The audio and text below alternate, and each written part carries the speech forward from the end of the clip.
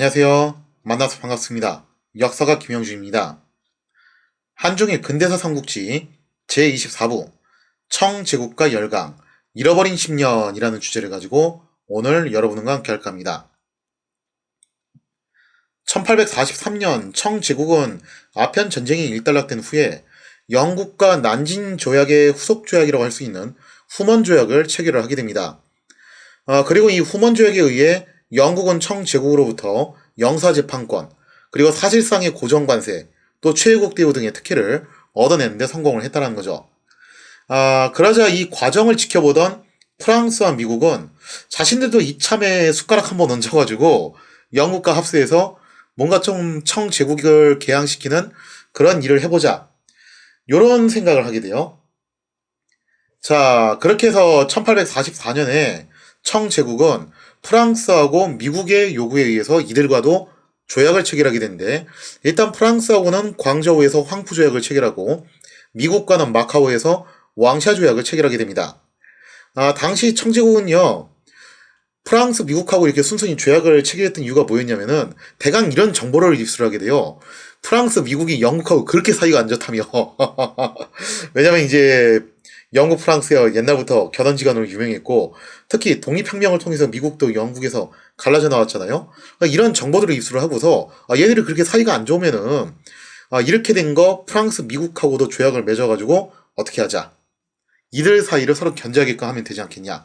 즉 전통적인 EEJ를 노리고서 이런 점들을 기대를 했기 때문에 프랑스, 미국하고 순순히 조약을 체결을 했다라는 거죠. 서양 애들이 그런 게 있어요. 자기들끼리 사이가 안 좋고 화곤날 전쟁하는 건 맞기는 한데 이 동양권으로 진출을 해서 이런 조약을 체결하거나 할 때는요, 그럴 땐 또 기가 막히게 서로 힘을 합쳐요. 청제국이 좀 그거를 관과한 거거든요. 더군다나 이제 청제국이 열강들과 맺은 조약은요, 전형적인 불평등 조약이라는 점에서 정말 큰 문제점들을 내재하고 있었다는 겁니다. 특히 관세 부분이 상당히 큰 문제가 되는데, 관세는 사실상 고정관세였어요. 그리고 변동시 협의를 통해서 바꾸는 방식인데, 이게 말이 좋아서 협의지 쉽지 않았다라는 거죠. 그래서 결국에는 한번 정해진 관세가 끝까지 가야 된다는 건데, 그 처음에 정할 때부터 관세를 그렇게 높게 정하지는 않았다라는 거죠. 그래서 청제국은 사실상 관세에 대한 자주권을 상실하는 상태로 시작을 하게 됩니다. 이런 게 일어날 수밖에 없었던 거는 청이 관세에 대해서 그렇게 정확하게 잘 몰랐기 때문에 그럴 수밖에 없었던 점도 있었다는 거죠. 여기에 더해 열강들은 해적 퇴치를 명목으로 개항장에 함대까지 주둔을 하게 돼요. 그래서 이제 제가 예전에 일본 파트에서 한번 설명드렸다시피 근린 중령이 플레볼호를 몰고서 일본을 방문하고, 그때 일본에 이제 와 있었던 맥도날드 씨가 이거 타고서 본국으로 돌아가게 되잖아요. 그 사건이 바로 한 요 무렵에 일어났던 사건이에요.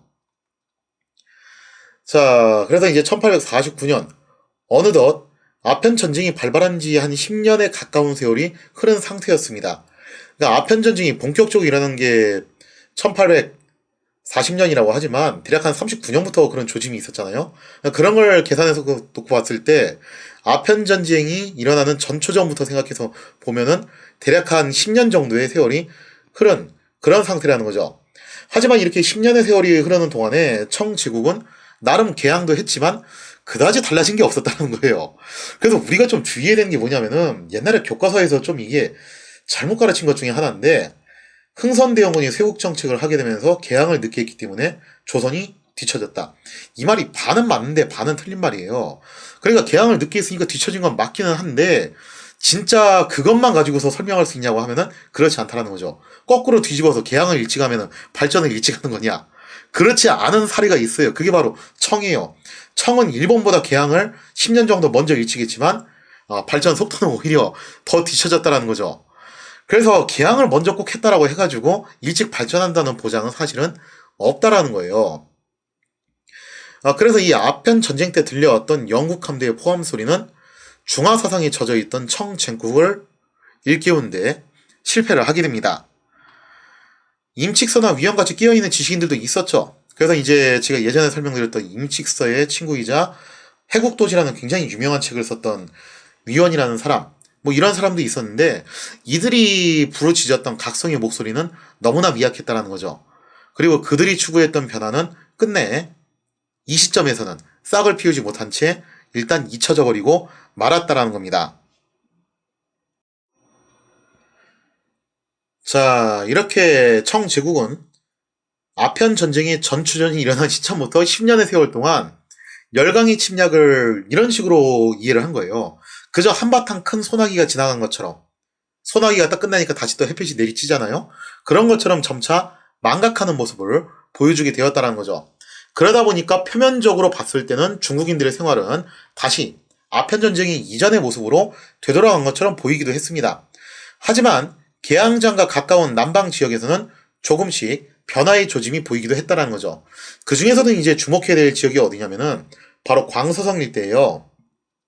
이 광서성 일대는요, 아편 전쟁이 끝난 시점부터 굉장히 불어난 움직임들이 늘어나고 있었다는 거죠. 아편 전쟁 당시 실각당했던 임칙선은 신장 지역에서 유배 생활을 하다가 이때쯤에서 이제 광서성에 흠차 대신으로 파견이 됩니다. 광서성은 본래 장족이 사는 땅이지만 한 제국이 이곳을 정복한 이후에 2000년간 중국의 지배를 받아왔어요. 사실상 이제 뭐 중국 땅이 된 거죠. 그러다 보니 광서성은요, 원주민이라고 할 수 있는 장족들보다도 오히려 이주해왔던 한족들이 훨씬 더 많이 살게 됩니다. 그러다가 여기서 이제 플러스로 516국 시대를 맞이하게 되면서 북방의 한족들이 객가를 구성해서 몰려오게 되면서 광서성은 매우 복잡한 주민 구성을 이루게 되었다는 거죠. 이 객가라는 거에 대해서 조금 더 부연 설명을 하자면은 사실 객가의 정의에 대해서는 원래는 좀 학계에서 설이 분분하긴 해요.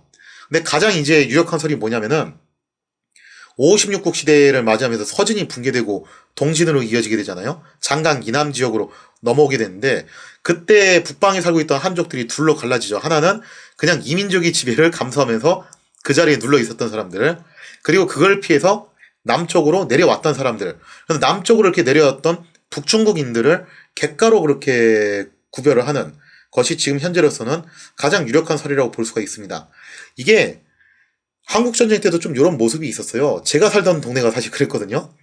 제가 이제 서울 종로구 창신동에 살았는데 거기 일대가 지금은 굉장히 삐까번쩍하게 변했지만 제가 태어날 때만 하더라도 완전 달동네였어요. 산 언덕배기가 있고 거기에 이제 집들이 쭉 들어서 있었는데 그 중간에 중턱쯤에 무슨 판문점도 아니고 거기에 구멍가게가 있어요. 그리고 그 구멍가게를 갖다 중심으로 아랫마을 윗마을로 구분이 되는데 아랫마을이 주로 이제 어디서 온 사람들이냐면은 남도 지역에서 온 사람들, 전라, 경상, 충청 여기서 이제 서울로 상경해가지고 와서 집 짓고 사신 분들이고, 그 다음에 또 이제 구멍가게 기준으로 윗동네 사셨던 분들이 이북에서 내려오신 분들이었어요. 서로 좀 이제 윗동네 아랫동네 사이가 좀 많이 안 좋았거든요. 그래도 그 구멍가게가 이제 서로 기준점이었다는 거죠.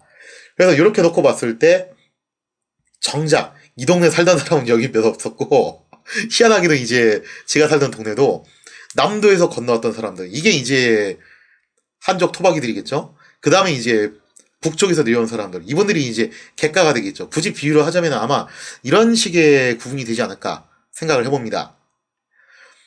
아무튼 이렇게 본래 북방에서 살다가 이민족의 침입을 당해서 남방으로 쫓겨온 신세인 객가들, 생활력이 강할 수밖에 없어요. 실제로 그때 윗동네 분들이 생활력이 정말 강했어요.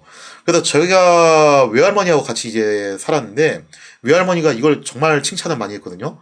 윗동네 사람들이 다른 건 몰라도 생활력은 정말 본받을만 하다. 정말 억척스럽게 살더라. 그럴 수밖에 없겠죠. 어쨌거나 이제 남도에서 온 사람들은 이게 남한 땅 안에서 이제 이주를 한 건데 북쪽에서 오신 분들은 아예 그냥 북한 지역에서 남한 지역으로 온 거기 때문에 여기서 뭐 더 이상 오갈 데가 없는 상황이잖아요. 그러니까 진짜 악착같이 살았던 거죠. 아마 객가들도 그랬을 거예요. 그래서 객가들은 벌목, 화전, 목탄 제조 등으로 돈을 모으기 시작했고 점차 활동 영역을 넓혀가기 시작을 합니다. 자, 이렇게 객가들이 세력을 확대해 나가기 시작하자 객가들보다 먼저 이곳에 이주했던 기존의 한족 토박이들하고 갈등이 증폭되기 시작해요. 그리고 결국 갈등이 폭발하면서 광서성 일대에서는 틈만 나면은 한족 토박이들하고 이주해온 객가들 사이에서 무력 충돌이 일어나게 되었다는 거죠. 이 한족 토박이들과 객가들은 분쟁 끝에 급기야 천지해까지 끌어들이게 됩니다. 그러면서 이제 패거리 싸움이 일어나게 되는데 천지해가 또 뭐냐면은 청제국이 중원을 정복한 다음에 그때 이제 한족의 부흥을 위해서 결성했던 일종의 비밀 결사 조직이에요. 그래서 이게 백년교회 난 때도 나름 이제 암약하면서 활동을 했었거든요. 하지만 청제국 말기 이 시점으로 가면은 더 이상 천지에는 한족 부흥의 비밀 결사 조직이라고 보기 어려울 정도로 태폐적으로 변하게 됩니다. 이쯤에 천지에는요, 폭력, 청부, 마약 등의 범죄를 일삼는 사실상 암흑 조직이나 다름없게 되었다는 거죠. 나중에 이게 삼합회로 연결이 된다고 보시면 될 것 같아요. 문제는 이들 천지애들이 한족 토박이와 객가들의 분쟁을 이용해서 광서성 일대를 진출하면서 점차 이제 세력 확장을 노리고 있었다는 점입니다. 천지애는 동남아 지역과 연계해서 아편을 생산하고 유통하면서 점점 그 세력을 불려나가고 있었다는 거예요. 가뜩이나 아편 문제 때문에 전쟁까지 난 마당에 광서성에서 그것도 어쨌거나 한족 부흥을 자칭하는 천지애가 암약하는 것도 모자라서 아편까지 공공연하게 유통시키니 이거 청의 조정 입장에서는 가만둘 수가 없는 상황이죠. 이게 보통 골칫거리가 아니었다는 거예요. 게다가 광서성은 원체 여기가 궁벽지인 지역이다 보니까 관청의 관리가 좀 소홀한 지역이에요. 그래서 여기가 이제 전통적으로 좀 반란이나 민중 봉기도 많이 일어났던 지역이거든요. 그래서 이 아편 전쟁의 여파로 인해서 유랑민이 됐던 사람들, 유랑민들이 대거 또 이 광서성으로 유입이 돼요. 왜냐면 광서성에 들어가면 여기가 좀 관청의 관리가 소홀하니까 뭐 밀수를 한다든지 혹은 뭐 마약 밀매를 한다든지 화전을 일군다든지 그러면서 뭐 살 수 있지 않을까, 하다못해 보따리 장사라도 좀 할 수 있지 않을까, 뭐 그런 이제 기대감을 갖고서 여기로 많이 몰려왔다라는 거죠. 그러한 이유로 현재 광서성에는 좌앙족, 토박이, 객가, 천지애, 유랑민 등이 정말 뒤섞여가지고 각종 분쟁이 발생하는 혼돈의 카오스가 일어나게 되었다는 겁니다. 마치 오늘날의 예멘하고 상당히 유사한 상태가 돼버려요. 여기에 더해 나중에 또 따로 설명드리겠지만 이 시점쯤 해서 광서성에서는 정체불명의 신흥 종교가 세력을 확장 중이어서 이거 자칫 잘못하면 사태는 걷잡을 수 없는 방향으로 흐를 수도 있었다는 거죠. 그러한 이유로 청제국은 아편 문제와 관련해서 현존하는 최고의 전문가라고 인정을 받는 아편킬러죠. 임칙서를 광서성의 흠차 대신으로 파견을 했던 것이었죠. 하지만 1850년 11월 광서성으로 향하던 흠차 대신 임칙서는 그만 노안으로 안타깝게도 객사를 하게 됩니다. 그래서 정말 최후의 명신이라고 평가를 받는 임칙서는 이렇게 유명을 달리하게 되었다는 거죠. 임칙서의 죽음도 상당히 안타까운 일이었는데 그거 못지않게 큰일도 하나가 더 발생해요. 그게 뭐였냐? 비슷한 시기에 청제국의 황제였던 도광제가 그만 세상을 떠나게 되면서 청제국의 운명은 또다시 안개 속으로 휩싸이게 되었다는 겁니다. 자, 그러면 이제 다음번 황제가 선출이 되죠? 과연 다음번 황제는 누가 될 것인가? 거기에 대한 이야기는 다음 시간에 이어서 계속하도록 하겠습니다.